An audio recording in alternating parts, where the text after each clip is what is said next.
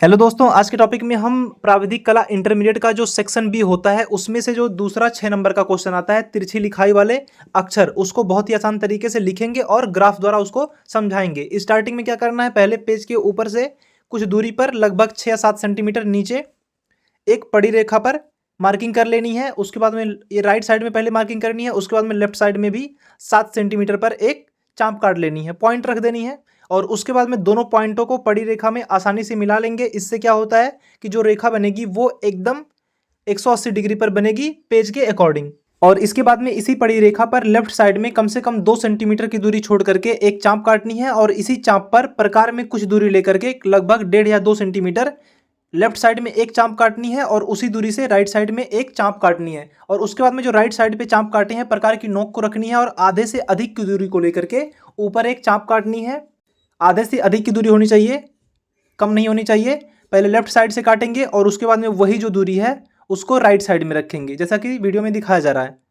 उसके बाद में राइट साइड से भी चाप अच्छी तरीके से काट देंगे। दोनों जो चाप जहां पर एक दूसरे को प्रतिच्छेदित कर रहे हैं यानी कि काट रहे हैं, वहां से लेकर के नीचे जो पॉइंट स्टार्टिंग में रखे थे दोनों को अच्छी तरीके से डॉट डॉट करके एक खड़ी रेखा खींच देनी है। ये जो खड़ी रेखा रहेगी डियर स्टूडेंट, ये 180 डिग्री पर लंबवत रेखा यानी कि 90 डिग्री पर रेखा खड़ी है। और इसके बाद में साइड में एक तिरछी रेखा खींचनी है उसी पॉइंट पर होते हुए।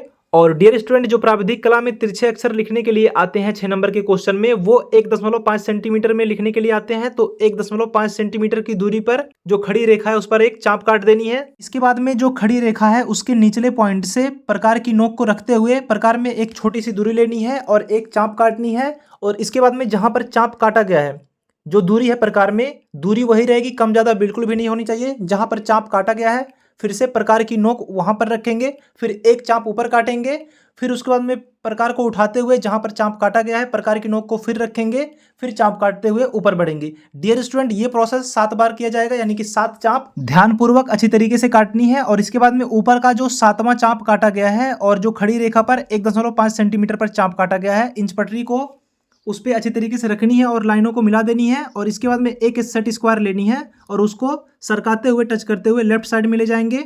अब यहाँ पे जो चाप काटे गए हैं उसको नंबरिंग कर लेंगे, ऊपर 7 6 5 4 3 2 1 इस तरीके से मार्किंग कर लेनी है।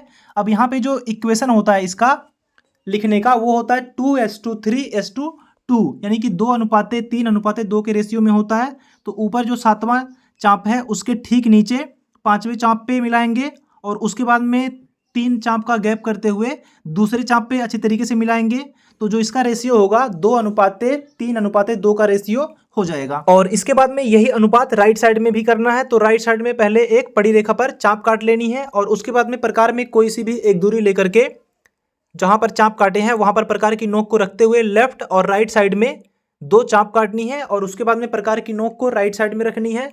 और उसके बाद में आधे से अधिक की दूरी को लेकर के प्रकार में ऊपर एक चाप काटनी है। फिर जो प्रकार की नोक है उसको लेफ्ट साइड में रखनी है और दूरी वही रहेगी और ऊपर भी एक चाप काट देनी है जहां पर दोनों चाप एक दूसरे को प्रतिच्छेदित कर रहे हैं। अब ऊपर से एक लंब डालनी है जो नीचे की जो पहले सेंटर लाइन है उस पे अब यहाँ पर भी एक 90 डिग्री का एंगल क्रिएट हो चुका है। और इसके बाद में ऊपर 1.5 सेंटीमीटर पर राइट साइड में भी अच्छी तरीके से पॉइंट कर लेंगे। और इसके बाद में यहाँ पर इक्वेशन निकालने की जरूरत नहीं है, प्रकार में एक दूरी लेनी है। ऊपर का जो दूरी है पहले उसी दूरी को प्रकार में लेनी है और नीचे से एक चाप काटनी है। प्रकार की नोक को नीचे रखेंगे नीचे वाली लाइन पर और उसके बाद में प्रकार की नोक को ऊपर वाले चाप पर रखते हुए चाप काट देनी है ऊपर से नीचे की तरफ में। अब इसके बाद में डियर स्टूडेंट, जो सबसे ऊपर पॉइंट है यानी कि 1.5 पर जो पॉइंट काटा गया था लेफ्ट साइड और राइट साइड दोनों में, दोनों को आपस में अच्छी तरीके से मिला देंगे। और यही प्रोसेस नीचे की जो 2 रेखाएं बची हैं यानी कि जो 2 चाप काटे जा चुके हैं उनको भी अच्छी तरीके से आमने सामने अच्छी तरीके से मिला देंगे। डियर स्टूडेंट, ये क्वेश्चन प्राविधिक कला में ऑब्जेक्टिव में भी आता है कि जो तिरछे अक्षर लेखन रहते हैं उनको लिखने का जो समीकरण है वो कितना रहता है। तो उसका जो इक्वेशन पूछा जाता है कि इक्वेशन कितना रहता है, तो 2:3:2 के अनुपात में रहता है। और इसके बाद में जो इसका झुकाव कोण होता है, कितने एंगल झुका कर लिखते हैं, तो वो होता है 85 यानी कि 85 डिग्री। तो डियर स्टूडेंट, एक चांदा लेनी है और जो खड़ी रेखा है वहां पर 90 डिग्री को रखते हुए ऊपर 85 डिग्री पर अच्छी तरीके से एक मार्किंग कर देनी है।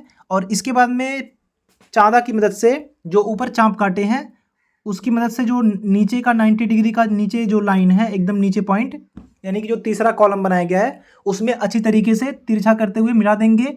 तो ये जो कोण रहेगा यानी कि एंगल रहेगा वो रहेगा 85 डिग्री। और इसके बाद में डियर स्टूडेंट तिरछे अक्षरों में इस कॉलम में हमें जो लिखना है वो लिखना है आलस्य सफलता का शत्रु है। और डियर स्टूडेंट ये जो प्रश्न आता है कि जो तिरछे लेखन होते हैं उनको कितने अंश झुकाकर लिखते हैं, तो डियर स्टूडेंट इसका जो सही आंसर है वो है 85 डिग्री यानी कि 80 अंश। आपको कहीं कहीं पे 75 डिग्री भी लिखा मिल जाएगा।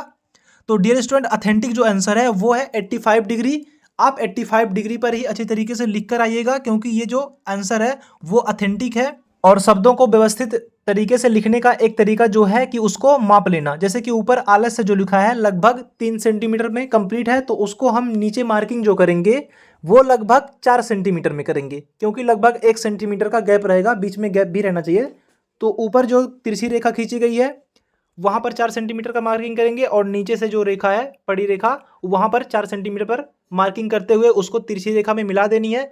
अब इसके बाद में जो सफलता शब्द लिखा हुआ है वो लगभग 3.5 सेंटीमीटर के दायरे में है। तो इस पे जो मार्किंग करनी है, जो यहाँ पे तिरछी लाइन खींचे हैं वहाँ से लेकर के ऊपर 4.5 सेंटीमीटर पर एक चाप काटेंगे और नीचे के पॉइंट में भी 4.5 सेंटीमीटर पर चाप काटेंगे और इसको भी तिरछी रेखा में मिला देंगे। डियर स्टूडेंट यहाँ पे जो का लिखा हुआ है या फिर शत्रु या फिर है उसको भी अच्छे तरीके से आप रेशियो में देख करके अच्छे तरीके से गैप करते हुए लाइनों को तिरछी रेखा में मिला देंगे और इसके बाद में अच्छी तरीके से लिखना स्टार्ट करेंगे। डियर स्टूडेंट अगर आपको सुलेख लिखना आता है तो अच्छी तरीके से जो पेंसिल की नोक होती है उसको तिरछी रेखा में बारीक कर लेनी है। अगर नहीं आती है तो कोई दिक्कत नहीं है, नंबर पूरा मिलता है चाहे जैसे लिखिएगा, लेकिन झुका कर लिखनी है।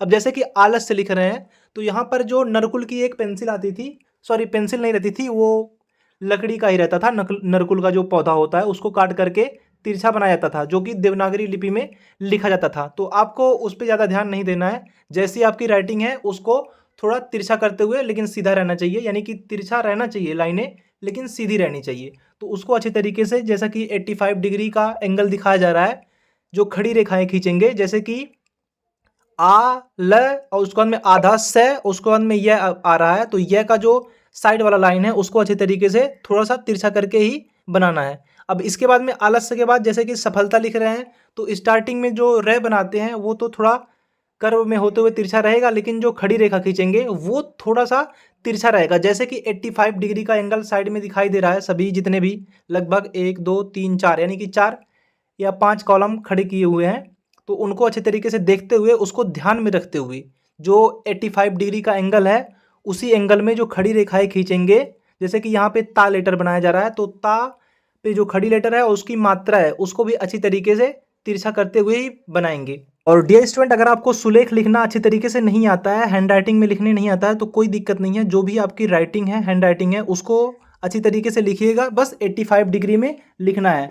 जिस तरीके से यहाँ पर लिख कर दिखाया जा रहा है उस तरीके से नहीं लिखने आ रहा है कोई दिक्कत नहीं है। इसके बाद में अभी जस्ट इसी के बाद में नॉर्मल तरीके से लिख कर दिखाएंगे, आप उस तरीके से भी लिख सकते हैं, आपकी जैसी भी राइटिंग है अच्छी तरीके से लिख सकते हैं, कोई दिक्कत नहीं होने वाली है। हैंड राइटिंग को थोड़ा सा मैं स्लो लिख रहा हूं ताकि आप सभी को वीडियो अच्छे तरीके से दिखाई दे और समझ में भी आए कि हिंदी की जो देवनागरी लिपि रहती है उसको किस तरीके से लिखते हैं। जरूरी नहीं है कि आप नरकुल के पेंसिल से लिखें या फिर जो निब वाली पेन होती है एक अच्छी तरीके से उससे लिखें, कोई दिक्कत नहीं है। बस जो फॉर्मेशन होता है अक्षरों का सेम टू सेम यही रहता है कि जो देवनागरी लिपि में अक्षर होते हैं, जैसे कि आ आप देखते हैं आ से अनार जो होता है उसको ओम की तरह बनाया जाता है। अब यहाँ पे नीचे नॉर्मल तरीके से लिखेंगे वही सेम चीज़ें रहेंगी, लेकिन इसको भी अक्षरों का जो फॉर्मेशन है मैं सेम टू सेम देवनागरी लिपि की तरह ही बनाऊंगा। अगर आपको आता है तो भी अच्छी बात है, नहीं आता है तो भी कोई दिक्कत नहीं है, आप अपने हिसाब से लिख सकते हैं। अदरवाइज अगर आप आर्ट में ज़्यादा रुचि रखते हैं तो आप इस तरीके से अक्षरों को लिख भी सकते हैं, थोड़ा सा सुंदर लगता है और ये एक जेन्युइन राइटिंग है। ऊपर की जो लाइनें लिखी गई हैं डियर स्टूडेंट वो भी इसी पेंसिल की मदद से ही लिखी गई हैं, बस उसको क्या किया गया था कि जो पेंसिल की नोक है उसको थोड़ा सा बारीक करके तिरछी चपटे में काटा गया था, तो उस तरीके से उसको बनाया गया था। जो नरकुल की जो एक कलम आती थी उसी तरीके से बनाया गया था, आप भी बना सकते हैं ब्लेड की मदद से। और यहाँ पर आप जेन्युइन तरीके से जो पेंसिल वही है हमारा 4B का पेंसिल है उसकी मदद से भी अच्छी तरीके से नॉर्मल तरीके से लिख रहे हैं। और जो बीच में लाइनें खींचनी है, ये खींचना काफ़ी ज़रूरी है। इससे क्या होता है, जो शब्दों के बीच का गैप होता है वो अच्छी तरीके से प्रेजेंट हो पाता है और जो वाक्य होता है वो सुंदर दिखाई देता है। तो डियर स्टूडेंट, प्राविधिक कला का जो सेक्शन बी है अक्षर कला, वो अच्छी तरीके से कंप्लीट हो चुका है। इसमें 2 पार्ट थे, बड़े अक्षर लेखन जिसे छाया और प्रकाश में लिखना था, और दूसरा जो है वो तिरछी छपाई में लिखने वाले अक्षर।